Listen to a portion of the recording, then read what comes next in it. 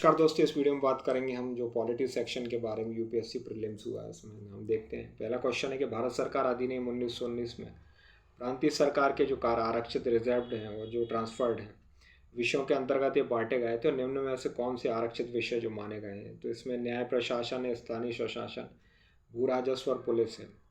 तो इसमें ऑप्शन जो जो इसका सही जो आंसर 1, 3 और 4 है, न्याय प्रशासन है, भू राजस्व और पुलिस है। कुछ एक्सप्लेनेशन देखते हैं कि विषयों को दो सूचियों में बांटा गया, आरक्षित और स्थानांतरित है। इसमें आरक्षित सूची में शामिल विषयों का प्रशासन गवर्नर द्वारा किया है, जो नौकरशाही की जो एग्जीक्यूटिव काउंसिल है उसके माध्यम से इसमें किया गया था। इसमें लॉ एंड ऑर्डर है, फाइनेंस है, जो भू राजस्व, सिंचाई जैसे विषय इसमें शामिल थे। सभी इंपॉर्टेंट सब्जेक्ट्स को प्रांतीय कार्यकारिणी के आरक्षित विषयों इसमें शामिल किया गया था। अगर ट्रांसफर्ड विषयों की बात करें तो इसको विधान परिषद के चुने हुए सदस्यों से, साथ ही जो नॉमिनेटेड मिनिस्टर द्वारा एडमिनिस्ट्रेट किया गया था। इसमें इसमें एजुकेशन है, हेल्थ है, इसमें जो लोकल गवर्नेंस है, इंडस्ट्रीज़ है, कृषि उत्पादक जो गतिविधियाँ हैं वो सब, जो शुल्क हैं वो सब आते हैं आदि इसमें सब शामिल थे। उपरांत में अगर संवैधानिक तंत्र विफल होने की अगर हो जाता था या किसी वजह से, तो गवर्नर जो ट्रांसफर्ड जो सब्जेक्ट्स हैं उनको उनका प्रशासन अपने हाथों में वो ले सकते थे। दूसरा है कि एच एल सान्याल समिति की रिपोर्ट के अनुसरण में कोर्ट की अवमानना, जो कंटेम्प्ट ऑफ कोर्ट है, अधिनियम 1971 में ये पारित किया गया था। दूसरा है कि भारत का संविधान जो हाई कोर्ट और सुप्रीम कोर्ट को अपनी अवमानना के लिए दंड देने तो शक्ति वो प्रदान करता है। तीसरा है कि भारत का संविधान सिविल अवमानना और आपराधिक अवमानना में जो उसको डिफाइन करता है। चौथा है कि भारत में न्यायालय की अवमानना के विषय में कानून बनाने के लिए संसद में शक्ति नहीं थे। इसका 1 to 4 है, क्योंकि जो हाई कोर्ट और सुप्रीम कोर्ट के पास पावर है जो पनिशमेंट की, साथ ही जो इसमें संसद में लाया गया था कानून के तहत इसमें, और जो पहली जो एच एन सान्याल कमेटी थी उसकी रिपोर्ट से इसको लाया गया था सेक्ट को 1971। ये लॉ ऑफिसर थे। तो कंटेम्प्ट ऑफ कोर्ट की धारा 15 के तहत ऐसे मामले एडवोकेट जनरल्स को उनको रेफ़र करना होता है, फिर उनकी रिकमेंडेशन के मामले के बाद कोर्ट के सामने लाया जाता है। सुनवाई के दौरान तथ्यों को देखते हुए संतुष्ट होने के बाद हाई कोर्ट और सुप्रीम कोर्ट आरोपी को ये बोलती है कि क्यों ना आपके खिलाफ क्रिमिनल कोर्ट ऑफ कंटेम्प्ट का जो मामला है दायर किया जाए, और फिर उसे अधिकतम 6 महीने की सज़ा और 2,000 रुपये तक का जुर्माना देने का इसमें प्रावधान है। कंटेम्प्ट ऑफ कोर्ट को कहीं डिफाइन नहीं किया गया। इसमें आर्टिकल 129 और आर्टिकल 142 सबसेक्शन जो 2 है उसमें सुप्रीम कोर्ट, आर्टिकल 215 में हाई कोर्ट्स को अवमानना के लिए इसमें दंड देने की इसमें शक्ति दी गई है उन्हें।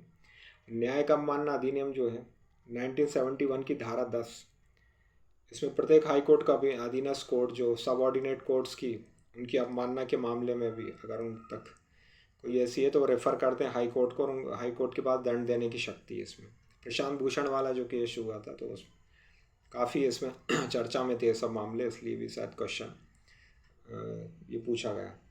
अगला क्वेश्चन है कि भारत के संदर्भ में निम्नलिखित कथनों पर विचार करें। इसमें सरकारी विधि अधिकारी और विधि जो फर्म अधिवक्ता के रूप में मान्यता प्राप्त है, लेकिन जो कॉरपोरेट वकील को पेटेंट जो न्यायवादी अधिवक्ता की मान्यता से बाहर रखा गया है।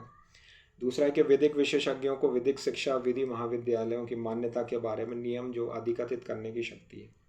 तो ऑप्शन बी है इसमें राइट जो है, क्योंकि जो पेटेंट अटॉर्नीज जो होते हैं एडवोकेट हो सकते हैं, नहीं भी हो सकते। कॉरपोरेट लॉयर जो होते हैं वो एडवोकेट नहीं होते हैं, क्योंकि वो कहीं भी ऐसे जॉब करते हैं या कुछ भी, तो उनको जो सनद है उसको सरेंडर करना पड़ता है या उसको छोड़ना पड़ता है उसको। तो इस वजह से एडवोकेट जो प्रैक्टिसिंग ये लॉयर होते हैं, सभी जो एडवोकेट्स जो होते हैं लॉयर होते हैं, लेकिन सारे जो लॉयर्स हैं वो एडवोकेट्स नहीं होते हैं। लॉयर जो होते हैं लीगल जो प्रोफेशनल्स होते हैं, एडवोकेट जो स्पेशलिस्ट एक लॉयर होते हैं जो कि, और अटॉर्नी जो होते हैं रेफ़र करते हैं क्लाइंट को एक एडवोकेट के पास जब ऐसी ज़रूरत होती है तो। और जो अटॉर्नीज जो होते हैं या जो लॉयर होते हैं अटॉर्नीज, इस शब्द को भारत के किसी कानून में मतलब कानून में नहीं मिलता है। ये एक पेटेंट वकील ऐसे पर्सन होते हैं जो कानून की डिग्री है, जिनके पास मुकदमेबाजी से निपटने के लिए वो हकदार होते हैं, क्योंकि डिग्री की वजह से बार काउंसिल में भी रजिस्टर्ड होते हैं। तो ये सब होता है। अगला क्वेश्चन है कि जो किसी संविधान संशोधन विधेयक को भारत की राष्ट्रपति की जो पूर्व सिफारिश की अपेक्षा होती है, यानी उनकी अनुमति से लाया जाता है, तो ऐसा नहीं है।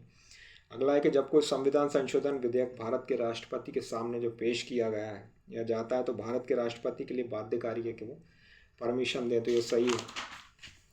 संविधान संशोधन विधेयक लोकसभा और राज्यसभा द्वारा विशेष बहुमत से पारित होना ही चाहिए, और इसके लिए तो ज्वाइंट सिटिंग का कोई प्रावधान नहीं है मनी बिल के मामले में भी और संविधान संशोधन विधेयक के मामले में भी। तो ये बात की हमने दूसरा और तीसरा सही है इसमें। अगला क्वेश्चन है कि भारत का संविधान मंत्रियों को 4 श्रेणियों अर्थात कैबिनेट मिनिस्टर, स्वतंत्र प्रभार वाले मंत्री, राज्य मंत्री इसमें डिवाइड करता है। तो मंत्रियों की 3 ही श्रेणियाँ हैं इसमें, जो कैबिनेट मिनिस्टर है, स्वतंत्र प्रभार वाले राज्य मंत्री और जो राज्य मंत्री। संघ सरकार में मंत्रियों की कुल संख्या पीएम को मिलाकर लोकसभा के कुल सदस्यों की 15% से ज़्यादा नहीं होना चाहिए। यूनियन कैबिनेट मिनिस्टर की बात करें तो सीनियर मिनिस्टर इंचार्ज होते हैं, एक से ज़्यादा मिनिस्ट्रीज़ होती हैं उनके पास। मेन जो हम अगर देखें तो लॉ मिनिस्टर हैं, जैसे होम मिनिस्टर, ये सब आते हैं इसमें, विदेश मंत्री, फाइनेंस मिनिस्टर, ये सब। और जो council of ministers can not be more than 15% of Lok Sabha, जो साइज से ज़्यादा नहीं हो सकते हैं। आर्टिकल 75 बात करता है कि मंत्रियों के रूप में जो अन्य प्रावधान है उसमें पीएम का जो अपॉइंटमेंट प्रेसिडेंट के द्वारा किया जाएगा और पीएम के एडवाइस पर बाकी मिनिस्टर्स को अपॉइंट करेंगे जो प्रेसिडेंट। और मंत्रिपरिषद में पीएम सहित मंत्रियों की कुल संख्या लोकसभा की कुल संख्या के 15% से ज़्यादा नहीं होना चाहिए।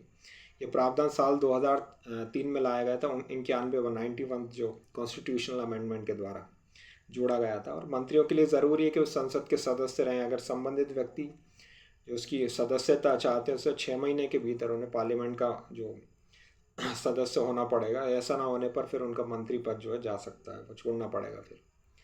अगला क्वेश्चन है कि कौन सी लोकसभा की अनन्य शक्तियाँ हैं इसमें। पहला है कि आपात की उद्घोषणा का अनुसमर्थन करना। दूसरा है कि मंत्रिपरिषद के विरुद्ध अविश्वास प्रस्ताव पारित करना। तीसरा है कि भारत के राष्ट्रपति पर महाभियोग चलाना। तो बी है, क्योंकि इसमें मंत्रिपरिषद लोकसभा के प्रति उत्तरदायी होती है। अविश्वास प्रस्ताव लोकसभा में ही लाया जा सकता है सरकार के विरुद्ध। मनी बिल पारित करने में भी निर्णायक सदन है, लेकिन उसका ऑप्शन नहीं है। और नेशनल इमरजेंसी को जारी रखने के लिए एक्सटेंड करने के वाला प्रस्ताव लोकसभा में लाया जा सकता है, पास किया जा सकता है। अगला क्वेश्चन है कि भारत में दल बदल विरोधी कानून के संदर्भ में विचार कीजिए।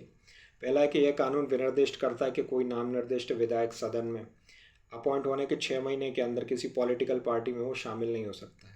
दूसरा है कि यह कानून कोई समयावधि नहीं देता जिसके अंदर पीठासीन अधिकारी को दल बदल मामला वो विनिश्चित करना होता है। तो आंसर इसका बी है, क्योंकि दल बदल के आधार पर अयोग्यता से संबंधी जो प्रश्नों के आधार पर ये कहा जाता है कि जो स्पीकर है उनके पास भेजा जाता है और न्यायिक समीक्षा के अधीन है, कोर्ट के पास मामला जाता है या जा सकता है।